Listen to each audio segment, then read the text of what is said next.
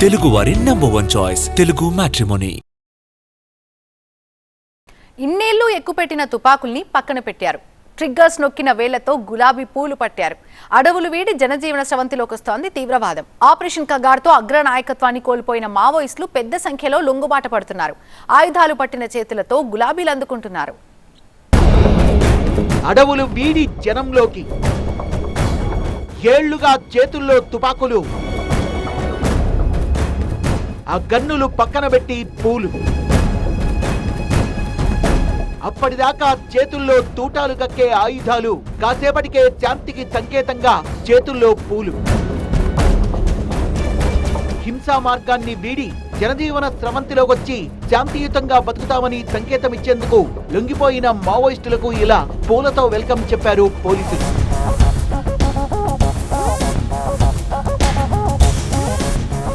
కొన్నేళ్లుగా భుజాన మోస్తున్న తుపాకుల్ని పోలీసులకు అప్పగించిన మావోయిస్టులు ఆ తుపాకుల సాక్షిగా గులాబీ పూలు పట్టారు. సాధారణ జీవితం గడుపుతామని మాటిచ్చారు.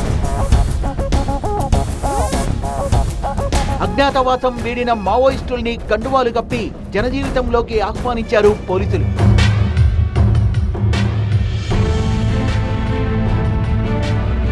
ఏఓబీలో మావోయిస్టుల లొంగుబాట్లు కొనసాగుతున్నాయి. మల్కాన్గిరిలో ఒడిశా డీజీపీ యోగేష్ బహదూర్ ఖురానియా ఎదుట 22 మంది సాయుధ మావోయిస్టులు లొంగిపోయారు. లొంగిపోయిన మావోయిస్టులపై ప్రభుత్వం 2,18,25,000 రూపాయల రివార్డును ప్రకటించి ఉంది. లొంగిపోయిన వారిలో ఒక డివిజనల్ కమిటీ సభ్యుడు, 6 ఏసీఎంలు, 15 మంది పార్టీ సభ్యులు ఉన్నారు. ఆర్థిక సహాయం అందించి వారి కాళ్లపై వారు నిలబడేలా సాయం అందించబోతోంది జిల్లా అధికార యంత్రాంగం. आत्म समर्पण करुथिबा माओवादी मानकु माओवादी संगठन रे सेमानंका पदवी अनुसार गोटे कोटी 20 लक्ष पर्यंत आर्थिक सहायता, अस्त्र शस्त्र सहित आत्म समर्पण कोले 4 लक्ष 95,000 पर्यंत अतिरिक्त सहायता, योग्य आत्म समर्पणकारी को अंत्योदय गृह योजना अनुजाई वास गृह प्रदान एवं उपयुक्त क्षेत्र 25,000 टन का सहायता. అగ్రనేతలు ఎన్కౌంటర్లలో హతమయ్యారు. కొంతమంది కీలక నేతలు లొంగుబాట పట్టారు. దీంతో పదుల సంఖ్యలో మావోయిస్టులు మూకుమ్మడిగా లొంగిపోతున్నారు.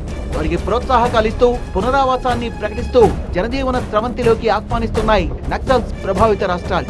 లొంగుబాటు పర్వంలో మునుపెన్నడూ చూడని ఆసక్తికర దృశ్యాలు కనిపిస్తున్నాయి. తెలుగువారి #1 చాయిస్ తెలుగు మ్యాట్రిమోనీ.